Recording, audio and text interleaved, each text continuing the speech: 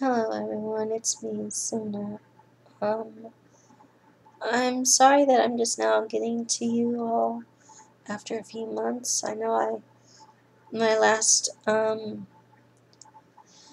video or vlog was in December/January, and I know it's been a while. I know it's, the middle of, or almost in the middle of February now. Um, and I'm sorry for that. I'm sorry for the sporadic vlogs, but there's a reason for that, and I'm going to let you in on it. I unfortunately had to deal with an issue and an unfortunate situation. Um, for those of you who have pets, you know what it's like when your pet comes to you as a puppy, and then it gets older, and it just it gets old, and things start to happen. Well, there was a little bit of that and a little bit of everything else as to why I have not recorded in a while. I has a four-legged little girl, and as of February the 3rd, I no longer have her. I had been noticing within the end of last month, beginning of this month, that she was changing. Things weren't looking right. She wasn't acting right. She wasn't herself. So I thought something, needed to be done. She wasn't doing well. Well, she was okay at the very end of last month. She seemed okay. She seemed not too bad. She was playful. She was eating. She was taking treats. And then beginning of this month, the very beginning of this month, and the tail end of last month, she changed rapidly. Within that weekend, she declined steadily, and I do mean steadily. She declined very quickly, very rapidly, in her health. She went from taking treats to wanting to go outside to, playing outside to doing nothing. And my little one, that's not her. That wasn't Dollie. Dollie didn't do that. Dollie wasn't the type to do that. Dollie did not. It just doesn't. It wasn't Dollie. So, I had noticed that her breathing last month was getting really labored, and that her heart was beating really fast. You could see it. You could be across the room and look at her and could see it. Her heart was beating really fast. So I thought, okay, I'll watch her and see what happens. Well, at the beginning of the weekend, almost the end of the week, she started to not eat at all. She could barely walk. She would take steps, but then she would be so tired she would just lay down. And I thought, okay, this isn't right. This isn't her. She became withdrawn. She didn't want to play. She didn't want to go outside. She didn't want to go to the bathroom much unless you got her to go out there and go. She drank a little water or fluids, but she didn't drink a lot. The glimmer that used to be in her eyes it wasn't there. The spark wasn't there.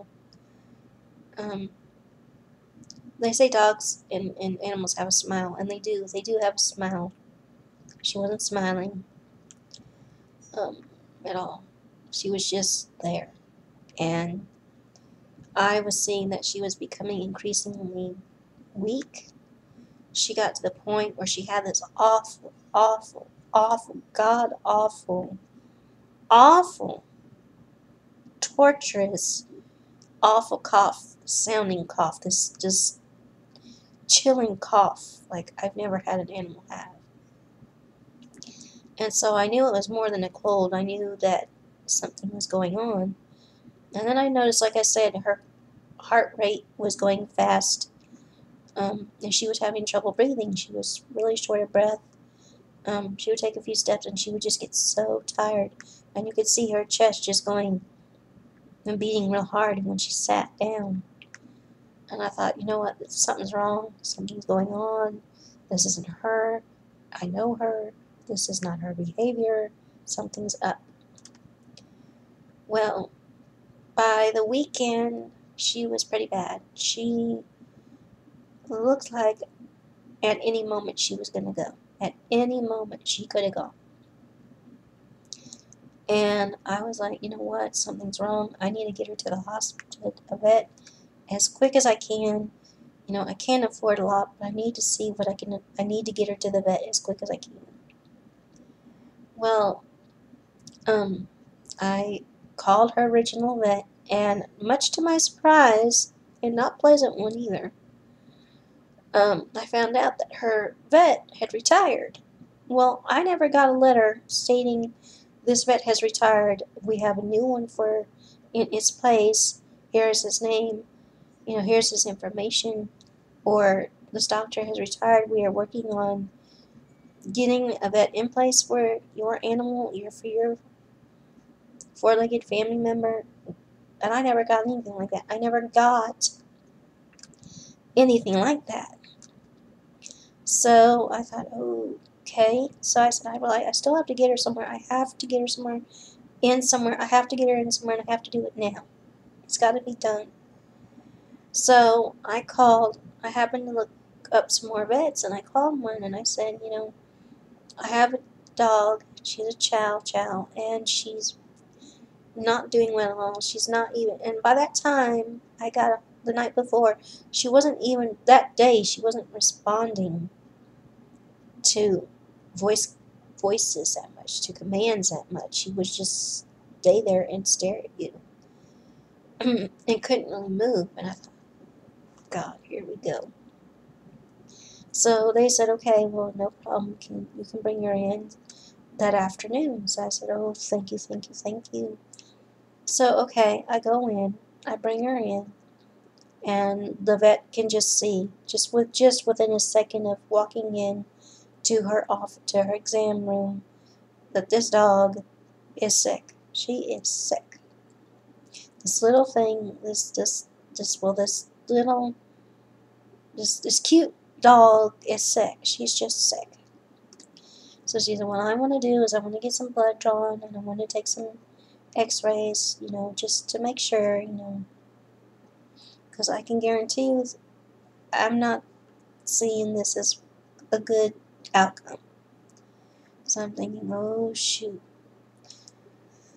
So she was real nice. She said, but let me check, you know, let me just see. So she did the blood work. She did some x-rays of her lungs. So she said, I want to do some lung x-rays, some chest x-rays, and then I want to do some blood work. So they got all that done, and she came back in the room, and she shut the door, and I've seen that look even with doctors, with people.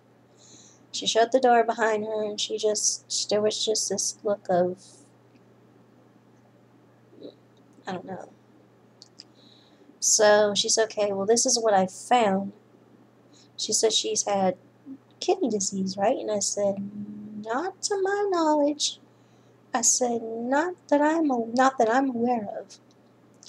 She said, oh, okay, well, wow. And I said, and I kind of looked at her like, oh.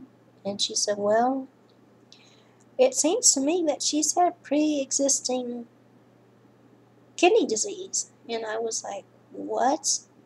So she's got kidney disease and her kidneys are starting to fail. And I was like, oh boy. She's like, and I got the x-rays. And I'm like, how much more is she going to tell me? And she said, and this isn't good either. And she put the x-rays up and she showed me what I needed to see. And she explained what was a good x-ray and what was not a good x-ray. And unfortunately, she also had the beginning stages of heart failure. Her heart had become enlarged, and that being the reason that her heart was overcompensating and the breathing was becoming very labored very rapidly, and the reason that she sounded so awful when she coughed. And I could not believe it. I was like, it was like somebody had just knocked the wind out of me, just totally knocked the wind out of me, and just gave me a blow of all blows. And I just sat there and I was like, what? And she said, yes, she has heart, she has heart failure and her lungs are full of fluid and she has kidney disease. And I said, I had never knew, never ever. I said, he never once said she had anything wrong like that.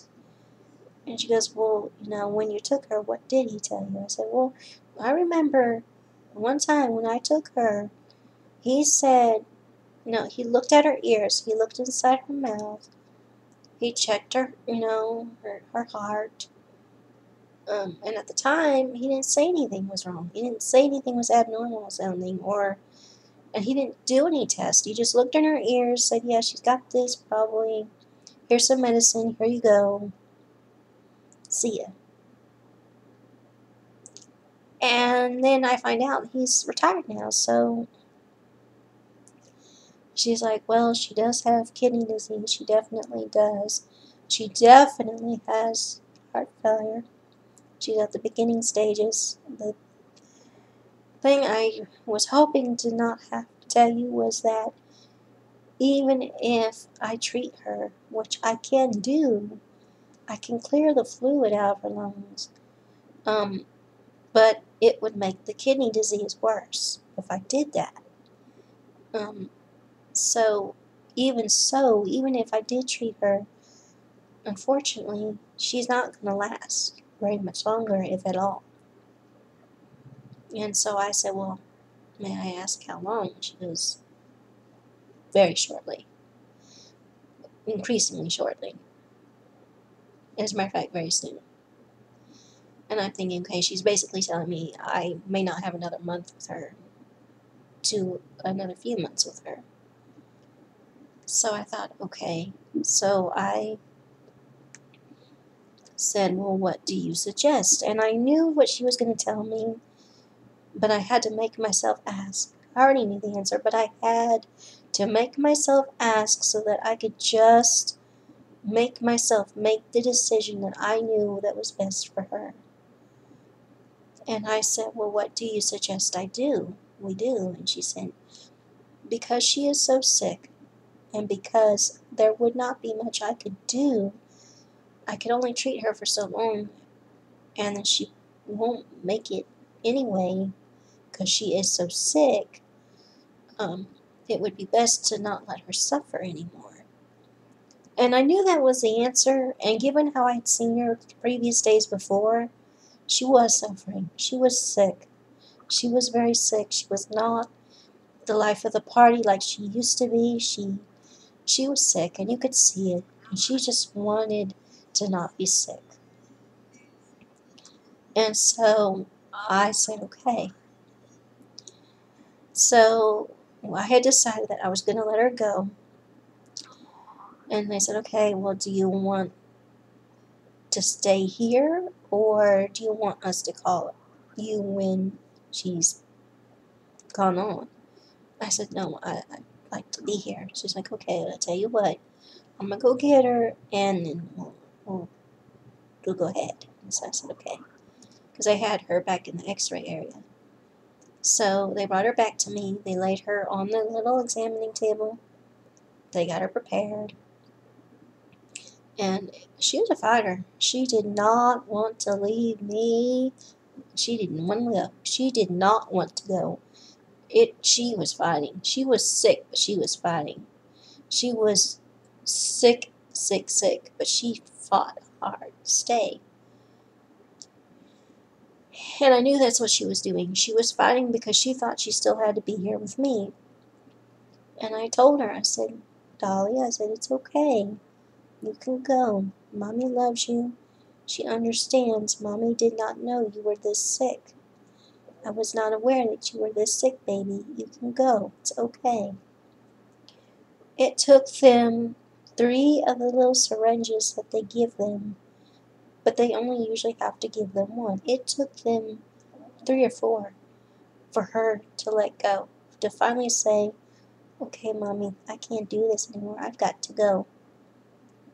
So I just rubbed her little head, and I told her it was okay, and that I love you, and that I will always love you, but you don't have to suffer anymore. Mommy won't let you do that.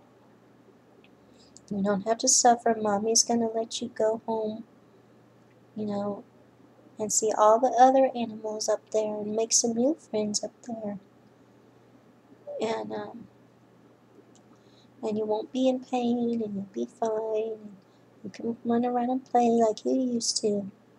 So it's okay. Mommy's going to be okay. Don't you worry.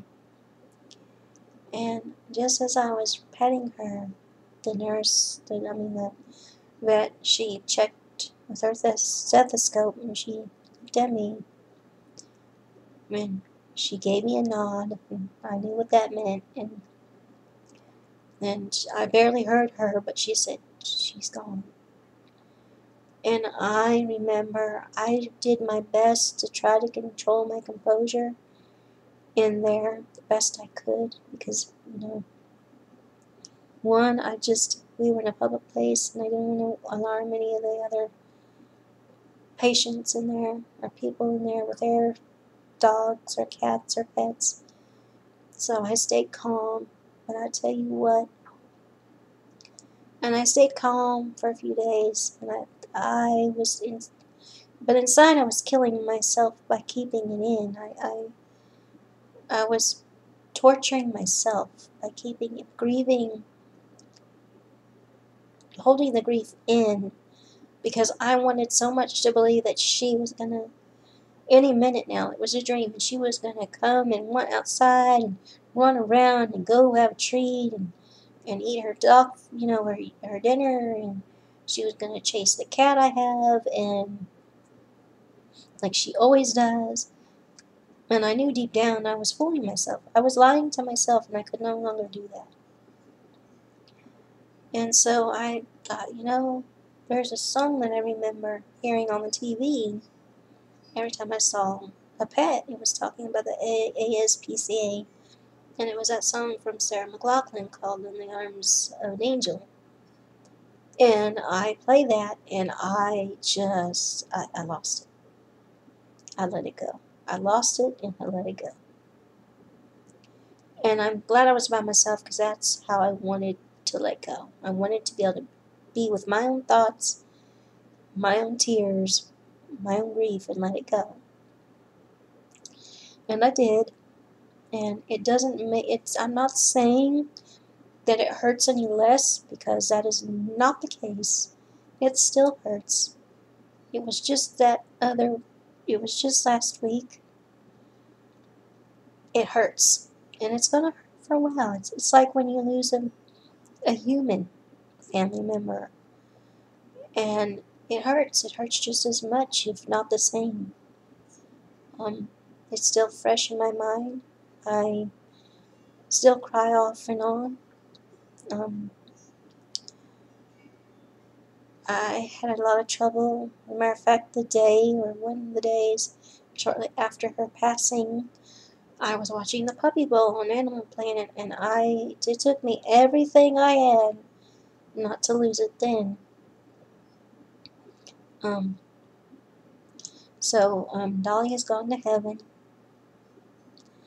and after I found out she was gone, and the vet said she's gone, I asked, well, they asked, well, how would you like to lay her to rest? And I know for some people that this is not what you may believe in, and I respect that, and I understand that, but I asked them, I said, is there any way?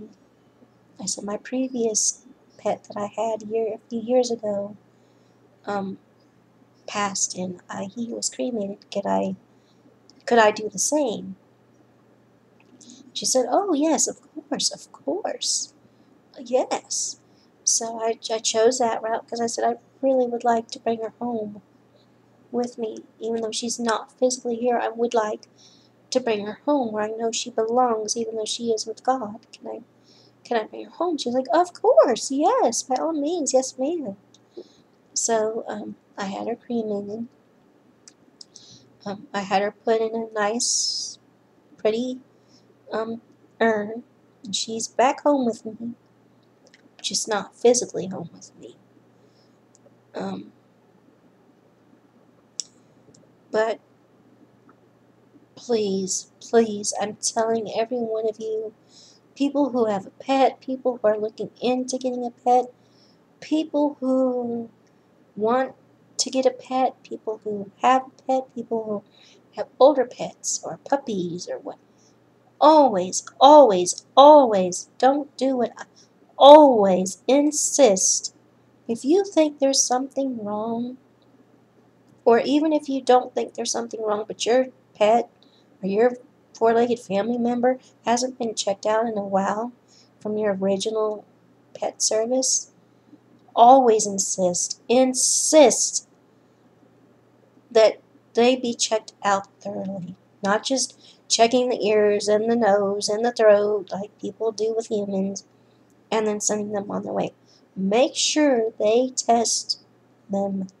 Make sure they examine them. Make sure they find out everything that could or may not even if there is nothing wrong. Make sure you find out either way.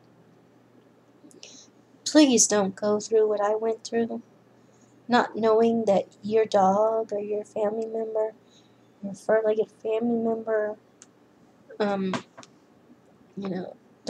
don't let yourself go through what I did. Please don't. Please, please don't. Please don't do that.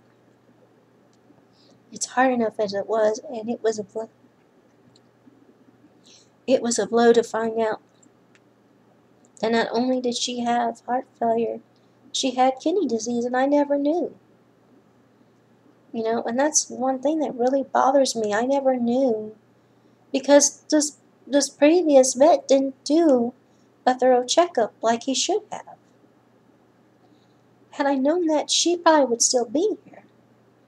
Then again, she may not because she was getting old. I don't know.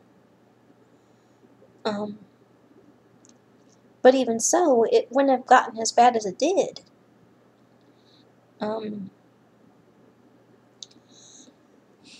So please, if any of you have a pet that's part of your family, that you consider family, please don't leave your vet until they've thoroughly, completely, truly examined them from ear to tail. Don't leave. Make sure they do that. Because you don't want to go through what I went through. It was hard. It was devastating. So please don't let yourself go through what I had to go through. Anyway, it is 5:08, and I'm gonna close this for now. It is Monday, February 10th, and I will see you soon.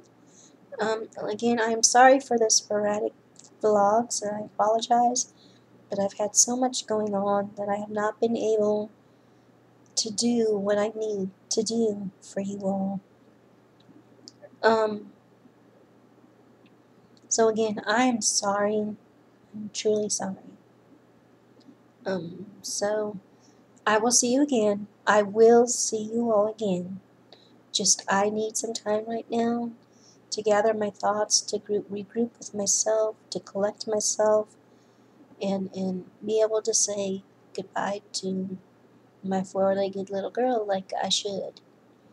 So y'all take care, and I'll see you soon. Bye.